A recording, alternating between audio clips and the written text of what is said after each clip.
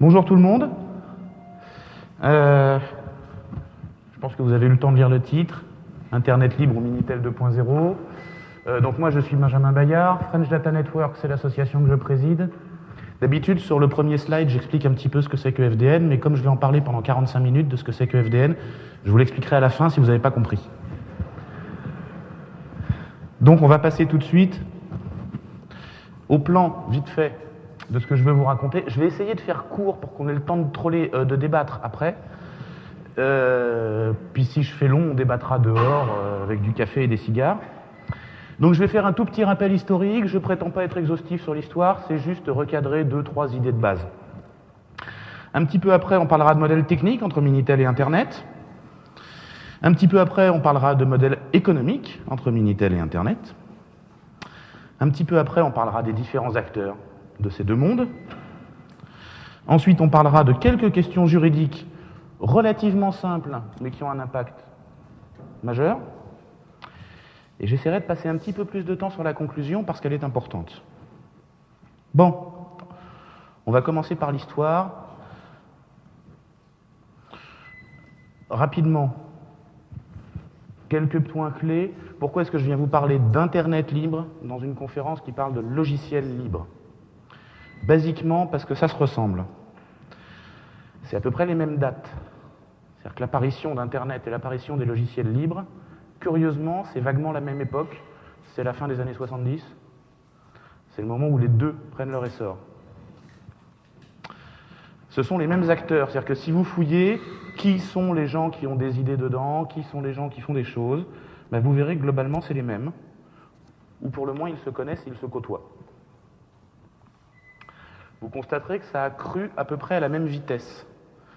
C'est-à-dire que si vous regardez l'essor d'Internet, vous regardez l'essor du logiciel libre, vous verrez ce sont deux courbes qui finalement se ressemblent.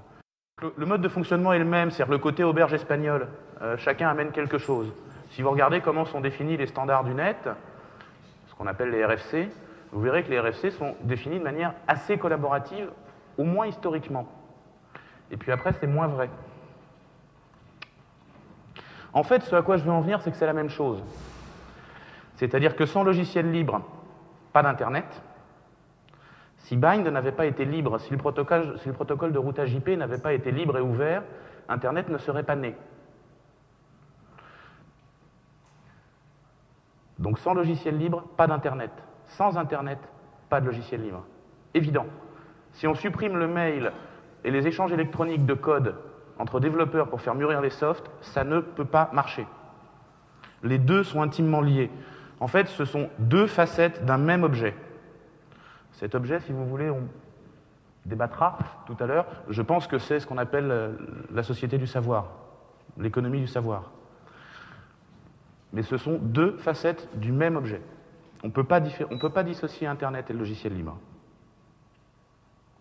C'était ça le bout d'historique que je voulais vous rappeler. Maintenant, on va s'intéresser rapidement à quelques petits aspects techniques, en commençant par les réseaux usuels, c'est-à-dire le Minitel en France, c'est-à-dire d'autres réseaux du même type dans d'autres pays. Le réseau normal, jusqu'à Internet, en fait, tous les réseaux autres qu'Internet, ce sont des réseaux centrés. Il y a un centre du réseau qui contient, selon le contexte, la base de données, la puissance de calcul, les informations, l'intelligence, pour faire rapide. C'est un réseau où les terminaux de consultation sont passifs. C'est-à-dire que le terminal de consultation du réseau, l'exemple type, c'est le gros ordinateur de l'université des années 60, qui est tout seul dans une salle machine. Il y a un réseau sur toute l'université avec des terminaux passifs qui permettent de se relier à ce gros ordinateur. Ça donne des réseaux qui ne grandissent pas bien. C'est des réseaux sur lesquels, au-delà de quelques dizaines de milliers d'utilisateurs, ça ne marche pas terrible. Typiquement, c'est un réseau en étoile. L'exemple vraiment standard en France, c'est le Minitel. Il y a un serveur central, il y a des terminaux passifs qui viennent se connecter par téléphone sur le serveur central pour avoir accès à l'information, typiquement des horaires de train.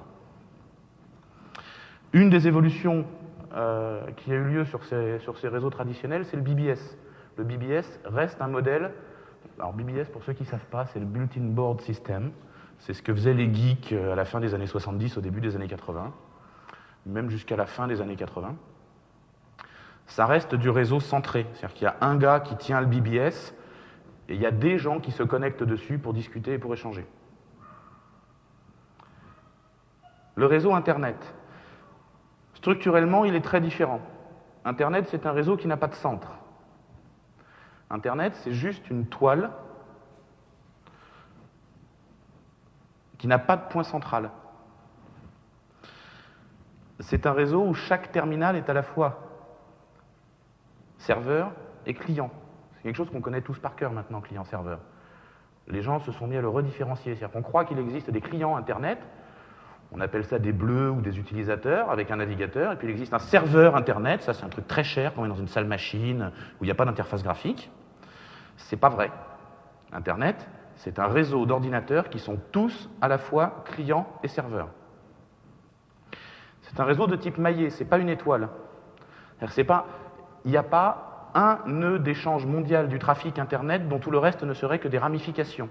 On peut rayer l'Amérique du Nord de la carte, Internet continuera à fonctionner. Oui, s'il y avait un centre, il sera en Amérique du Nord, a priori.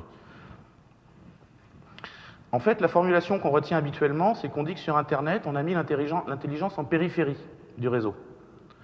Dans le Minitel, on a mis l'intelligence au centre. C'est le contenu, c'est les bases de données, avec des terminaux débiles autour. Internet, c'est le contraire. On a mis des routeurs idiots au centre, et on a mis en périphérie des ordinateurs qui réfléchissent.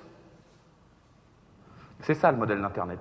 La grande révolution qu'a été Internet, c'était d'apporter ça. Parce que des réseaux téléinformatiques centrés, on en fait depuis les années 50 à peu près. Où est-ce qu'on en est maintenant? Alors, petit aparté, je vais m'arrêter quasi exclusivement sur le mode de fonctionnement d'Internet en France. D'abord parce que c'est l'exemple que je connais le mieux.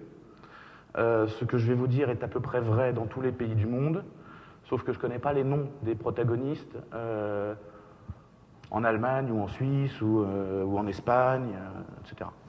Je connais bien par contre les protagonistes français. Un premier exemple que je trouve distrayant, c'est la vidéo à la demande. La vidéo à la demande que vous avez chez Free ou chez Orange, c'est un serveur central qui tient toutes les vidéos. Et puis c'est un boîtier relativement débile qu'on appelle Machin Box, qui est branché sur votre télé, qui permet de la regarder. Vous, je sais pas, moi, ça, c'est du Minitel. Il est en couleur haute définition, mais c'est du Minitel. D'ailleurs, vous regarderez, on paye à la minute, comme sur 3615 machin, pareil. Le courrier électronique. Moi, quand j'ai appris le courrier électronique, quand j'étais petit, on m'a dit, c'est le login de l'utilisateur, le nom de la machine, mon adresse mail, c'est Bayard B, ça c'est mon login, edgar.fdn.fr, ça c'est ma machine. Quand vous faites sur Internet ping edgar.fdn.fr, si ça répond, c'est que mon PC à la maison est allumé et est connecté à Internet. Jean-Paul.dugenou@wanadoo.fr, moi je suis prêt à parier que sa machine ne s'appelle pas wanadoo.fr. Le type qui a la machine qui s'appelle wanadoo.fr, il a 56 millions d'adresses mail dessus. Je suis persuadé que c'est pas vrai. Il n'a pas, lui, perso, 56 millions de boîtes aux lettres. Avoir mis 56 millions de boîtes aux lettres sur le même domaine, sur la même machine, c'est avoir mis tout le contenu au centre. Votre correspondance à vous. Au centre. Ça, c'est pas de l'Internet, c'est 3615 ULA. En moins X. Dailymotion, YouTube. J'ai pris l'exemple français, l'exemple américain, tout le monde les connaît. Ces gens-là, qu'est-ce qu'ils font? Moi, la première fois que je l'ai vu, je me suis dit « Ah, c'est marrant comme tout ».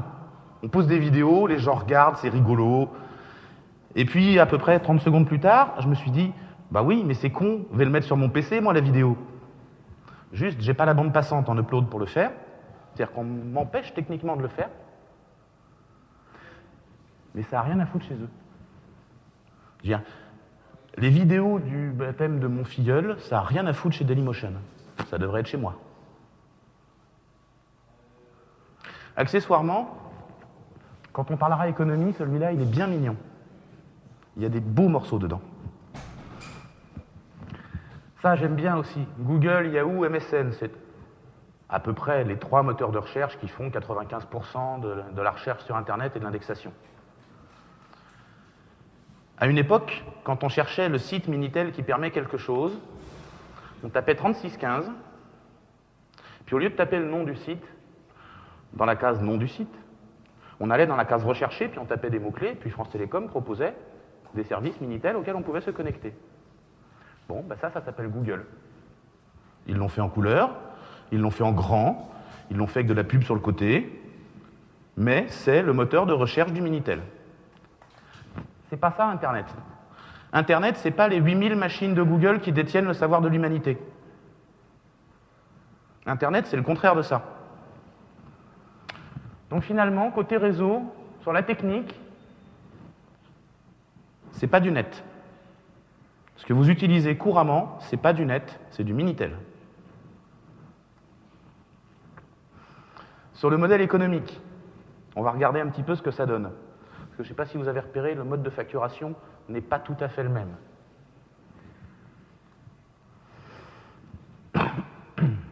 Le mode de facturation de la téléphonie, comment il fonctionne? Alors, il fonctionne avec de l'abonnement. C'est-à-dire que pour avoir accès au réseau, vous devez être abonné au réseau. Ça, c'est relativement classique. On arrive à le justifier en disant que c'est pour payer l'infrastructure. C'est-à-dire que comme quelqu'un est venu un jour agrafer un fil de cuivre sur votre mur pour vous donner du téléphone, pendant 80 ans, vous allez lui payer. Le cuivre est cher, certes, mais pas tant. Et ensuite, c'est un jeu de ce qu'on appelle demi-terminaison. Je ne suis même pas sûr que ce soit le terme exact. Mais les gens de la téléphonie connaissent ça par cœur. Alors, ça n'existe pas quand je téléphone à mon voisin et qu'on passe tous les deux par France Télécom. Par contre, ça existe quand je téléphone, même dans le modèle historique des années 70, quand je téléphone à mon copain qui habite en Espagne. France Télécom et son homologue espagnol vont se facturer des demi-terminaisons. C'est-à-dire que moi, je vais payer une partie du coût, et en fait, mon copain va payer aussi une partie du coût, chacun des opérateurs facturant la moitié d'une connexion. C'est important de comprendre qu'on paye aux deux bouts. Parce que c'est un modèle qui est relativement particulier. En fait, moi, je paye la communication, et mon pote, il a payé l'abonnement pour que je puisse l'appeler. Et les opérateurs se facturent entre eux sur ce mode-là. C'est flagrant quand on creuse un petit peu le modèle du roaming international. C'est-à-dire quand je vais avec mon joli téléphone Bouygues à Stockholm, comme il n'y a pas longtemps, le jeu de refacturation entre l'opérateur de Stockholm et Bouygues Télécom, c'est vraiment des demi-aboutements d'appels, avec un appel sortant vers la France, un appel rentrant vers Stockholm, parce que je téléphonais via un numéro de téléphone français au gars qui était dans le même restaurant que moi, qui était lui aussi sur un numéro de téléphone français. Ça faisait des nœuds assez curieux, mais dans le jeu de facturation, il se facture plein de demi-appels, et ça génère finalement beaucoup de sous artificiels, puisqu'ils s'entrefacturent, donc en fait c'est de l'argent qui s'annule. Le mode de facturation sur Internet est assez différent. Alors vous ne le connaissez pas forcément bien. Ce dont je vais vous parler, c'est soit du mode de facturation d'il y a quelques années, quand Internet commençait, n'était pas encore trop parasité, ou de celui qu'on croise encore dans la facturation entre opérateurs. D'abord, en général, sur Internet, il n'y a pas d'abonnement, il y a des frais de construction. Ça a coûté 400 € de tirer le câble pour amener le réseau, eh ben on paye 400 € de frais de construction. Ça, c'est classique. C'est pas un abonnement. Ensuite, il y a une facturation soit au volume, soit au débit, ce qui revient au même. C'est-à-dire qu'à l'époque où les débits des lignes de connexion à Internet étaient faibles, on payait au débit de la ligne. C'est-à-dire quand on louait une liaison 32 kilobits, ça coûtait à peu près moitié moins cher qu'une liaison 64 kilobits. On ne payait pas vraiment l'abonnement au média lui-même. Ce qu'on payait, c'était le débit garanti dessus. De nos jours, on retrouve encore ça dans le mode de facturation entre opérateurs. Quand deux gros opérateurs Internet se facturent quelque chose, c'est-à-dire quand J2